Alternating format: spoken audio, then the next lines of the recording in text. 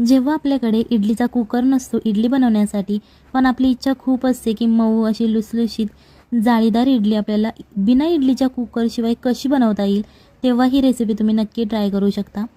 किंवा इडलीचा कुकर असूनसुद्धा तुम्ही अशा प्रकारची रेसिपी ट्राय करू शकता.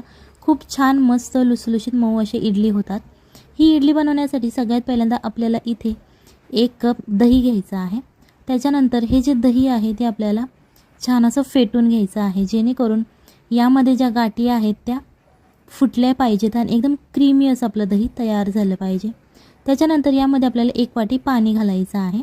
पाणी जेव्हा आपण या दह्यामध्ये घालतो त्याच्यानंतर ते छान असं फेटून घ्यायचं आहे, जेणेकरून आपल्या इडली अशा फ्लफी अशा तयार होतात.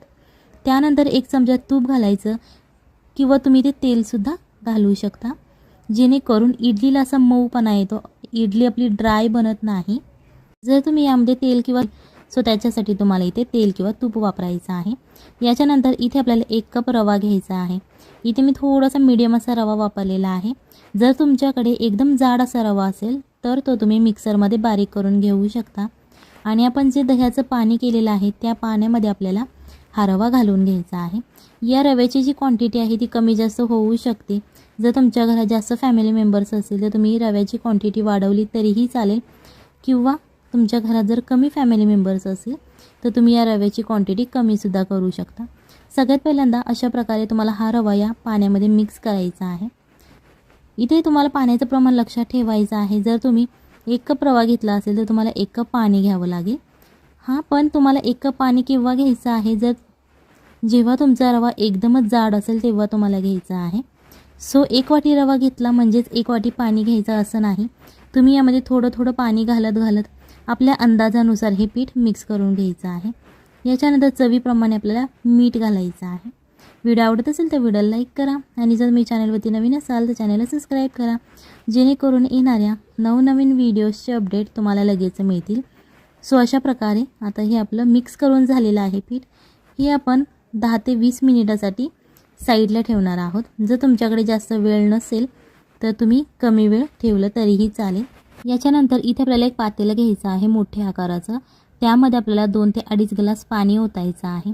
गॅस चालू करून घ्यायचा आहे आणि त्याच्यानंतरच तुम्हाला ही जी आपण आळूवडी बनवण्यासाठी चाळणी वापरतो किंवा तुम्ही दुसऱ्या कोणत्याही कामासाठी वापरत असाल ती आपल्याला इथे स्टीलची चाळणी घ्यायची आहे. तुमच्याकडे दुसऱ्या कोणत्याही मेटलची असेल, जर्मलची वगैरे, तुम्ही ती घेतली तरीही चालेल. या चाळणीला आपल्याला आतल्या बाजूने तेल लावून घ्यायचं आहे. अशा प्रकारे तुम्ही ब्रशच्या मदतीने लावू शकता किंवा हाताने लावलं तरीही चालेल. आता 20 मिनिटे झालेली आहेत. रवा छान असा आपला भिजलेला आहे, एकदम मऊ असा तयार झालेला आहे. आता तो थोडासा आपल्याला मिक्स करायचा आहे, जेणेकरून आपल्याला पिठाची कन्सिस्टन्सी समजते. त्याच्यानंतर याच्यामध्ये आपल्याला 1 कप गव्हाचं पीठ घ्यायचं आहे. हे जे गव्हाचं पीठ आहे जे आपण रोज चपाती बनवण्यासाठी वापरतो ते हे गव्हाचं पीठ आहे. हे पीठ घालायचं आहे आणि याच्यानंतर ते छान असं मिक्स करायचं आहे. तुम्ही चमच्याच्या मदतीने करू शकता किंवा हाताच्या मदतीने मिक्स केलं तरीही चालेल. पीठ मिक्स करून झाल्यानंतर तुम्हाला दिसत असेल बघा, अशा प्रकारची ही कन्सिस्टन्सी आहे. याच्यानंतर तुम्हाला अर्धा चमचा इनो घालायचा आहे, कारण इनो घातल्याने इडली छान अशी सॉल्ट, तुम्ही खायचा सोडा वापरला तरीही चालेल.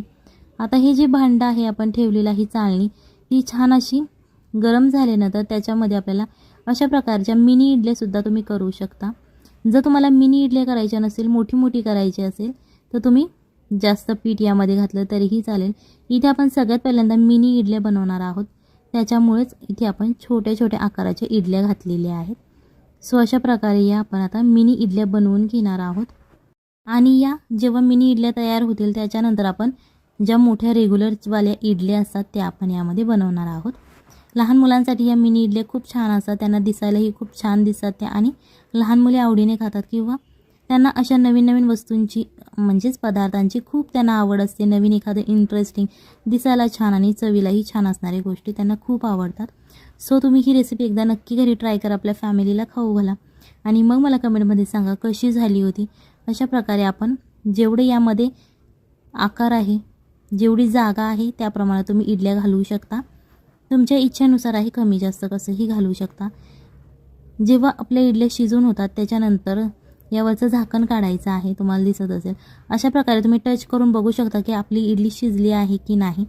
जेव्हा इडली शिजून जाते तेव्हा आपल्याला गॅस बंद करायचा आहे ह्या ज्या इडल्या आहेत, आता तुम्हाला प्रश्न पडला असेल की या इडल्या आपण कशा काढायच्या. काढायला काहीच अवघड नाही, अजिबात त्या इडल्या तुटतसुद्धा नाहीत काढताना. अशा प्रकारे सॉफ्ट आणि स्पंजी अशा आपल्या इडल्या तयार होतात. ही रेसिपी एकदा नक्की घरी ट्राय करा. ही तुम्ही चटणीबरोबर खाऊ शकता किंवा अशीच कोरडी खाली फ्राय करून तरीही चालेल.